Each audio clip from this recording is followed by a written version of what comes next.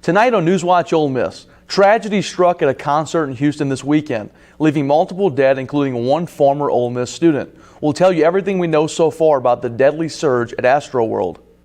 Late last week and again today, Chancellor Boyce released updated statements about the university's vaccine mandate for employees. We'll break down the changes in the timeline. And as events return to full capacity, the Oxford Police Department is looking for help. Find out how you can get your foot in the door with OPD coming up. NewsWatch Ole Miss starts now.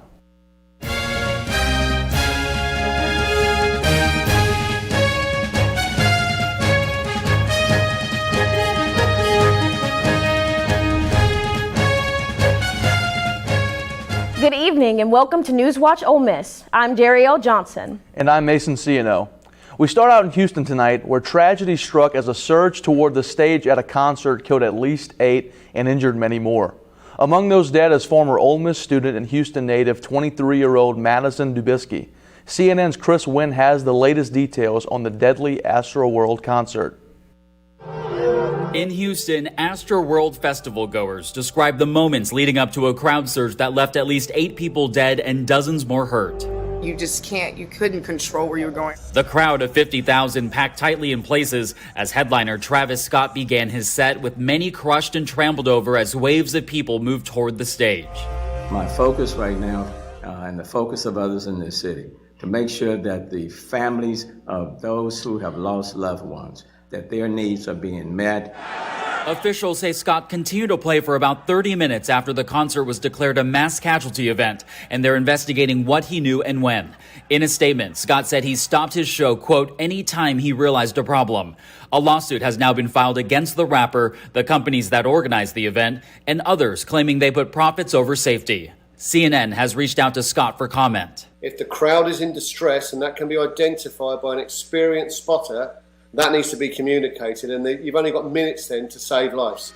In a statement, Live Nation said in part, heartbroken for those lost and impacted at Astroworld. We will continue working to provide as much information and assistance as possible to the local authorities as they investigate the situation. The criminal investigation into the deadly crowd surge could take weeks as concert goers process the trauma. Now that I'm recollecting, just the fact that I was breathing the same air that some people took their last breaths is just not even real. I'm Chris Wynn reporting. Dubisky's family and friends announced her death on Facebook and set up a memorial to her at the park where she was killed. Here on campus, the clock is ticking for university employees to get vaccinated in compliance with the latest mandate. NewsWatch reporter Laurel Wynn has a look at resistance to the mandate and the push to inform people about the vaccine and its requirements. About 30 protesters stood outside of the Lyceum on Tuesday in light of the university's recent employee vaccine mandate. Amongst the protesters was student worker Mia Boatner, who says she was shocked by the new requirement. I love working for the campus. However, I was completely blindsided by this mandate. I didn't hear talk about it on campus until it was actually set in stone. Like many other individuals, Boatner was protesting as a means of fighting for her freedom of choice. I'm here today because I would like to have the choice, or at least voice the fact that I would like a choice whether or not I should be poked with a vaccine, The afternoon's protests at the Lyceum come at the heels of Q&A panels held on Monday and Tuesday regarding the new university employee vaccination mandate. The panel, which was unable to be filmed, covered a number of issues, including possible religious exemptions and the refusal of some individuals to receive the vaccine on account of being uncomfortable with doing so. Kimberly DeVries, head of the Equal Opportunity Office at Ole Miss, was among the panelists who said the Q&As were meant to help people navigate the new mandate waters. I think there are strong feelings, and I would expect there to be strong feelings, right? This is heavy stuff, and it's a difficult time, and I think that's expected and understandable, and that's part of why we've had these FAQ sessions and inviting people to contact EORC so that we can talk through that. University employees are required to be vaccinated by December 8th. For NewsWatch Ole Miss, I'm Laurel Wynn. The deadline has already passed for employees to be fully vaccinated with the Pfizer or Moderna vaccines by December 8th. And the cutoff to be considered fully vaccinated from the Johnson & Johnson vaccine by the deadline is November 24th. Last week, the federal government made some modifications to those deadlines. Any university employee who is unvaccinated by the original December 8th deadline can continue to work for the university through a period of counseling and education about the vaccine. Those employees will then have until January 4th to receive at least one dose of the vaccine before they will be forced to stop working for the university. Those fired by the university for not complying with the mandate can later be rehired if the mandate ever goes away. Employees who have a pending exemption request at the January 4th cutoff can continue to work until the review is completed. If their request is denied, they will be given a window to get fully vaccinated before being fired. Any exemption requests must be filed by November 17th.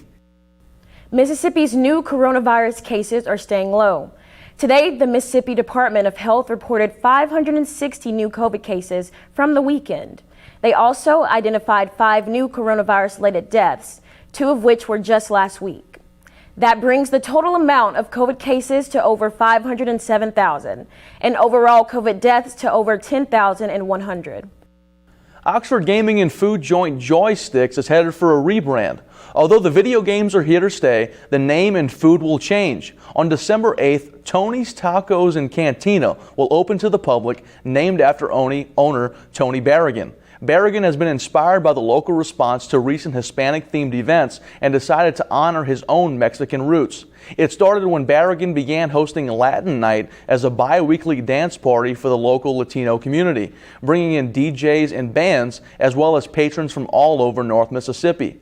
Berrigan says Tony's will be different from other Oxford Mexican restaurants in that it will offer authentic options like beef tongue or beef intestine street tacos and beef chitterlings. He hopes that Tony's will give the local Hispanic community somewhere to go without having to travel the 80 miles to Memphis for real Latin cuisine. The rebrand for Joysticks comes just weeks after it, along with other Oxford businesses, received citations from the Oxford Police Department. NewsWatch reporter Anna Kate Boyd found out what those citations mean for businesses moving forward. The Oxford Police Department conducted alcohol compliance checks during the LSU weekend. Officer Breck Jones says 5 businesses, Walgreens, Lamar Yard, Marathon Gas Station, Brittany Store, and Joysticks, received citations for selling to minors.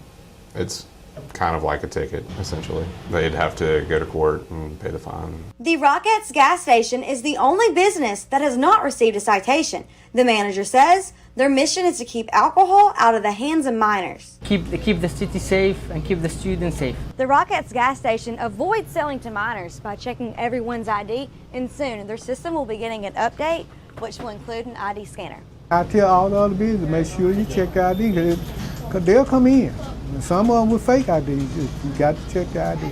Jones hopes businesses will take compliance checks seriously. Even businesses that don't get citations, we hope that anybody would take this very seriously, and obviously we don't want alcohol falling in the kids' minors, particularly kids that are in like high school, and that's something that you want to avoid. Fined businesses now have to pay the fine at the courthouse or face losing their business license. For NewsWatch Ole Miss, Anna Kate Boyd. Oxford was packed for that weekend with a sellout crowd, and this weekend will likely look similar as Texas A&M and College Game Day come to town. The Oxford Police Department has their hands full as events return to normal capacity in Oxford. NewsWatch reporter Sarah Gail Myers found out how they're handling the growing crowds. Since August, special events have been happening at full capacity here in Oxford, from football games to concerts and more. However, with this many events and large crowds, the Oxford Police Department is asking for help outside of its regular staff. And then now that we're kind of getting back to being fully open, a lot of the things that our normal patrol are not able to adequately staff. Another reason why we're bringing the volunteers back.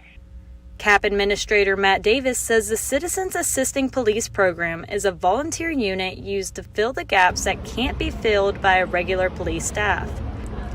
These volunteers are used especially for events that haven't happened for over a year because of COVID restrictions. I always try to be kind of conscious of what kind of environments we put people in. And during COVID, we really didn't want to kind of have that exposure to our volunteers. Davis says that this program can help older retirees stay involved in the community, as well as help younger people get their foot in the door at the police department. So if they've ever helped our patrol division and they want to become a patrol officer later, it kind of gives them a little bit of a heads up. Davis says that programs like this really help to show citizens all the different aspects of a police department. Just kind of gives them an idea of just the heart of the PD, which is to serve the community, to make it better, and to keep it safe. In the short time that it's been posted, there's been over 20 people interested in this program already. I'm Sarah Myers, NewsWatch Ole Miss.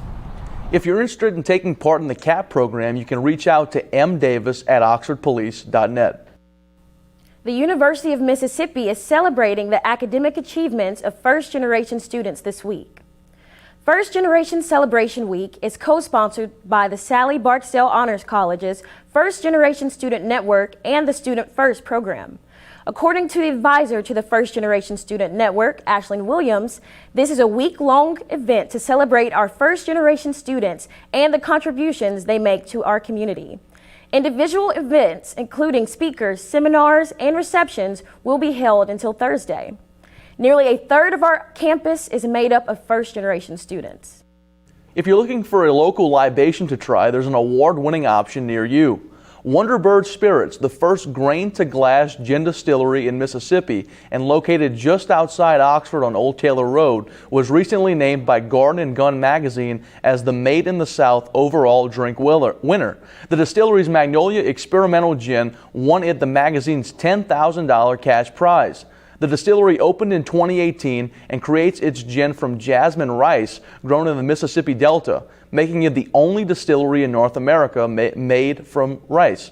The edition of Garden & Gun will be on shelves on November 16th. Coming up, Pfizer is looking to expand those eligible for booster shots in a big way. Find out if you may soon be able to get a booster. But first, here's a look at your current condition.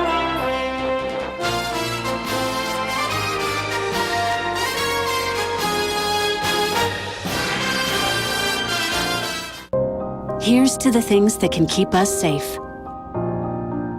And now, those that we carry with us everywhere will bring us wireless emergency alerts. With the unique sound and vibration, you'll be in the know, wherever you are.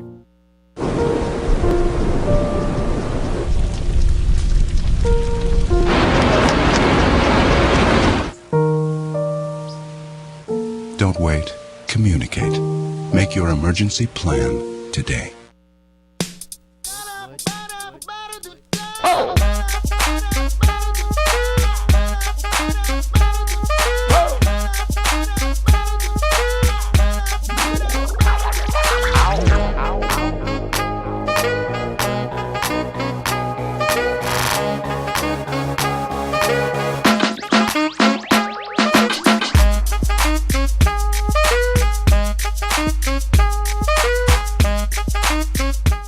Mom! I got it. What are you doing in there? I got stuck. Are you a dog? I wouldn't do that. Have you seen the pliers? Where'd you find those? It's not your birthday. Sorry. Bye, Grandpa. Bye, Grandpa. Take care of yourself. What are you doing? What are you looking for?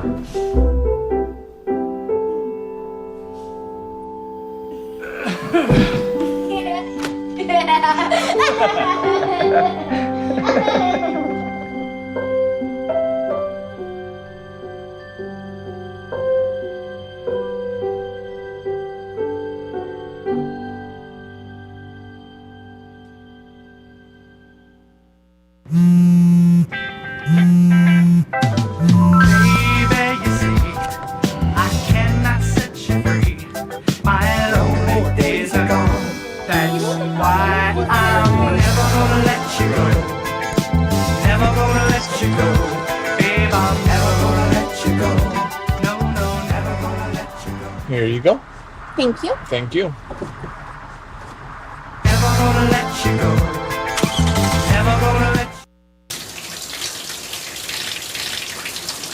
When you have a hole in your neck, don't face the shower head.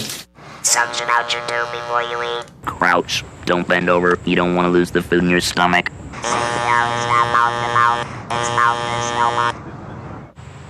Don't use spray paint.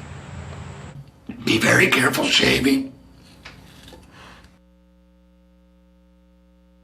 You can quit. For free help, call 1-800-QUIT-NOW. This is the moment I knew. His future had no boundaries. There are some moments only the forest can inspire. Find yours at discovertheforest.org.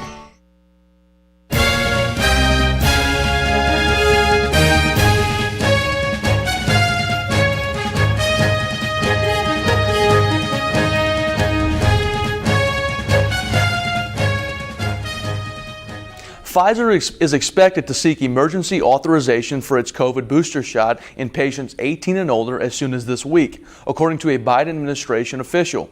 The shot has already been approved for people 65 or older 6 months after full vaccination, in addition to those with medical or other conditions, putting them at increased risk. This comes after the FDA recently approved a booster for the Moderna vaccine for similarly at-risk groups. All adults who received the one-dose Johnson & Johnson shot are eligible for a booster 2 months after vaccination, regardless of risk. No approval has been sought yet for any of the boosters for people under 18. In other COVID news, an analysis has found that more than 10,000 people caught COVID in hospitals while getting care for other conditions. Kaiser Health News examined Medicare records from 2020 and discovered patients seeking care for things like heart attacks and kidney failure ended up contracting COVID-19 while in the hospital. Some of these cases were fatal. At the time, protective gear and COVID tests were in short supply. The study's authors note the number is also likely an undercount since they only had access to records from Medicare and state records from California and Florida. U.S. borders reopened today to fully vaccinated international visitors, bringing to a close a travel ban that spanned 20 months. Those in the U.S. with family abroad welcome the change that will allow them to reunite with family in time for the holiday season. When President Trump announced the ban at the start of the pandemic, few thought it would last nearly 2 years. Airlines like British Airways are ready to ramp up international travel once more after a long period of reduced traffic. It's a sign that things may be getting even closer to normal. Studies find that e-cigarette users are more likely to have early strokes than traditional smokers. Researchers at the Icahn School of Medicine looked at nearly 80,000 records over 3 years. They concluded that stroke victims who vaped had their strokes at the median age of 48 years old. The median age for cigarette smokers was 59, a nearly 10-year difference. Tobacco in any form still holds massive health risk for its users. It is hypothesized that the nicotine found in both cigarettes and e-cigarettes led to the strokes.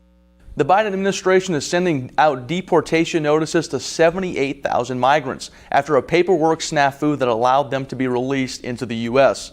According to sources, these individuals received notices to report when they arrived at the U.S. border instead of notices to appear. A notice to report makes the migrant responsible for initiating their own legal process instead of giving them a court date. Officials are correcting the mistake by sending immigrants packets with their given court date. Immigration advocates say that packets may not reach those without a U.S. address and make them susceptible to removal without due process. A majority of Americans disapprove of the way President Joe Biden is handling his job, according to a new poll from CNN. According to the survey, 52% of Americans disapprove, with 48% approving. 58% of Americans say he hasn't paid enough attention to the nation's most important problems, like the economy and the coronavirus.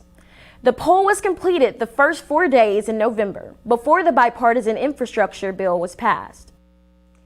Coming up next in sports, head coach Lane Kiffin and the Rebel football team were able to outlast the Flames on Saturday as they got the win over Liberty. And Shakira Austin has once again proved that she's one of the best players in the nation. Find out more up next in sports. Multiple studies have shown that marijuana can slow both driver reaction and response time, which can be really dangerous. He's here. He's here. Wait. What? I can't drive. Why? My. Oh.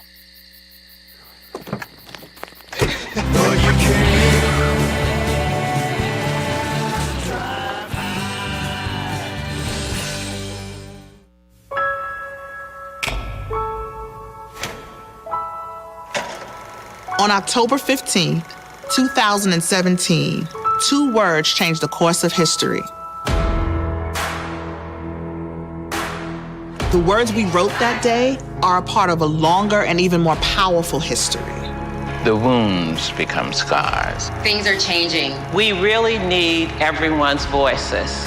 Today, we all have a chance to write another chapter, powered by everyday activism as simple as joining a march or reading a book, written to a permanent archive on a public blockchain.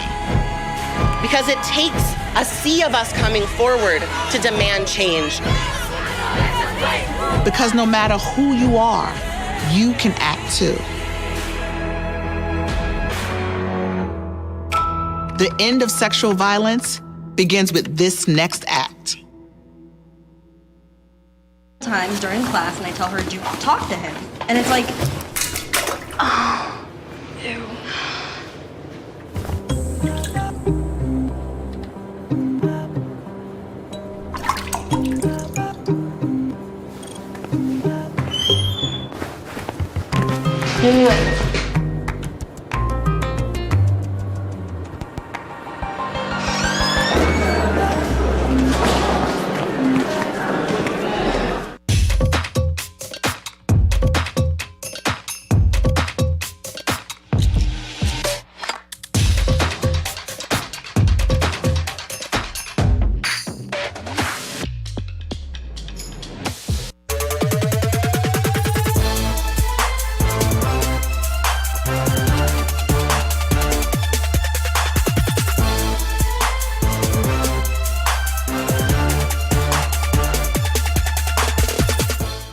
The Rebels brought the heat on Saturday with a big 27-14 win over the Liberty Flames and Hugh Freeze.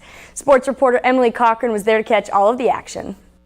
We've seen popcorn, we've seen golf balls, but I never thought I'd see Hugh Freeze back in Oxford, Mississippi. It was a beautiful day here at Vaught Hemingway, definitely a great day for football, as the Ole Miss Rebels went head-to-head with the Liberty Flames. Ely put the pressure on early with a 70-yard TD in the first 30 seconds of play, and with big plays on both sides of the ball, like an interception by safety A.J. Finley, the Rebels would go on to score 17 more points before the half. The Flames did not go quietly. What looked like an easy win for the Rebs turned into a game too close for comfort. But the Rebel defense put in the work in the fourth, making big stops in key moments such as a huge sack by Cedric Johnson and A.J. Finley's second interception of the game in the end zone with a minute to play. Lane Kiffin and his Rebels sent the Flames and Freeze back to Virginia with an L. Ole Miss will be right back here on Saturday to take on the Texas A&M Aggies. NewsWatch Ole Miss, I'm Emily Cochran. This win was enough to convince ESPN that Oxford is the place to be this weekend. That's right, it's back. College Game Day announced that they will be heading to the Grove this weekend ahead of the matchup against the Texas A&M Aggies. This is only the second time ever and the first time since 2014 when Ole Miss took down Alabama. Now for some action on the hardwood, ESPN named Ole Miss women's basketball star Shakira Austin the 11th best player in the country. The 6'5" center has found herself on numerous watch lists and earning plenty of preseason accolades this year. She was selected as the preseason first-team All-SEC team by the SEC coaches poll, put on the Lisa Leslie Award watch list, and now named the 11th best player in the country by ESPN. All eyes will be on Austin this weekend as the women's basketball team plays Belmont University on Thursday for their season opener. Ole Miss men's basketball open their season tomorrow against New Orleans. There will be new roles for returning players and new faces looking to make an impact in hopes of turning an NIT appearance last season into a trip to the big dance come March. The non-conference test will be no easy matchup. After a close win in their exhibition game over Trevecca, the Rebs are looking to make adjustments.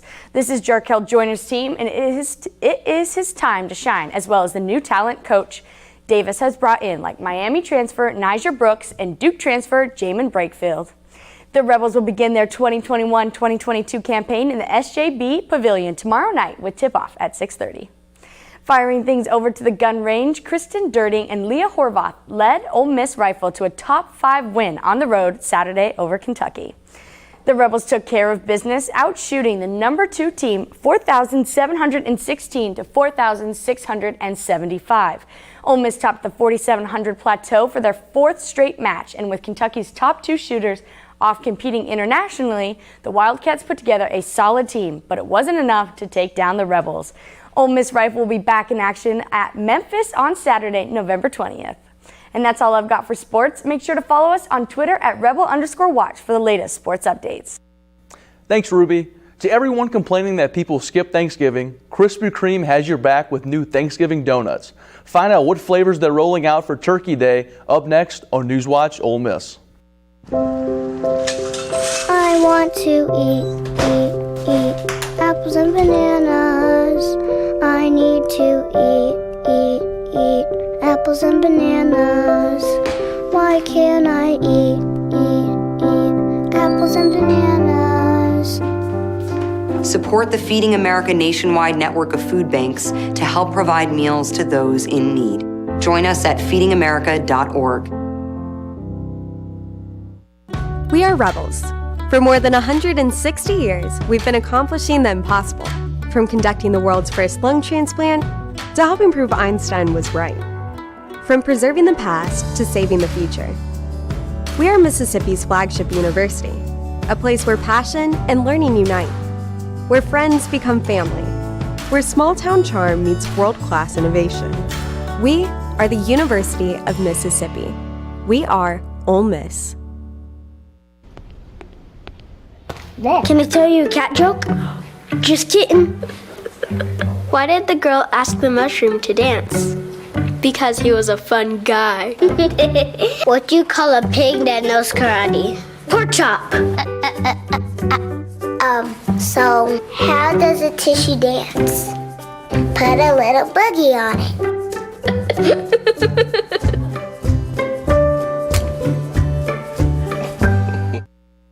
it. Freedom. It's at the core of who we are. The freedom to live without fear, to jog where we please, to wear a hoodie. The freedom to breathe. Before we celebrate the freedom most Americans have, we must fight for the freedom all Americans deserve. Because all lives can't matter until Black lives matter.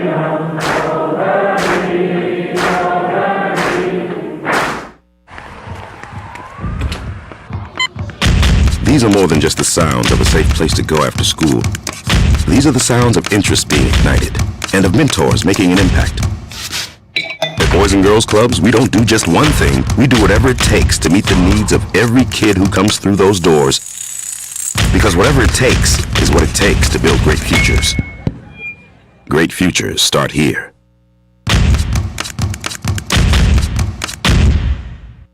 Twinkle, twinkle, little star.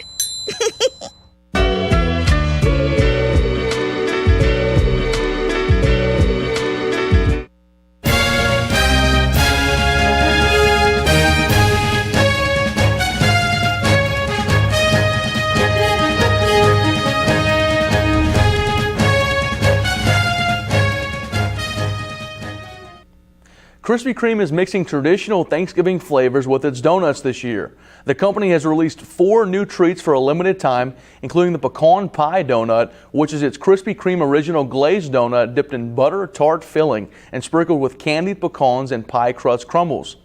There's also a Dutch apple pie donut stuffed with apple pie filling and dipped in caramel icing, topped with cinnamon. And what's Thanksgiving without some cranberry? Krispy Kreme's 3rd seasonal donut is filled with cranberry and dipped in cranberry orange icing. Lastly, there's the Gobbler donut. It's a chocolate icing donut shaped like a heart, decorated with chocolate cream and topped with Thanksgiving sprinkles and a turkey face. But no turkey flavoring. You know, I'm convinced that Krispy Kreme can do no wrong. I would try just about every one of those. They had me at Krispy Kreme donuts. There you go. Well, that's all we got for tonight. For NewsWatch Ole Miss, I'm Mason C&L. And I'm Darielle Johnson. Make sure to follow us on social media at NewsWatch Ole Miss for the latest news on the Ole Miss Oxford community. Thank you and good night.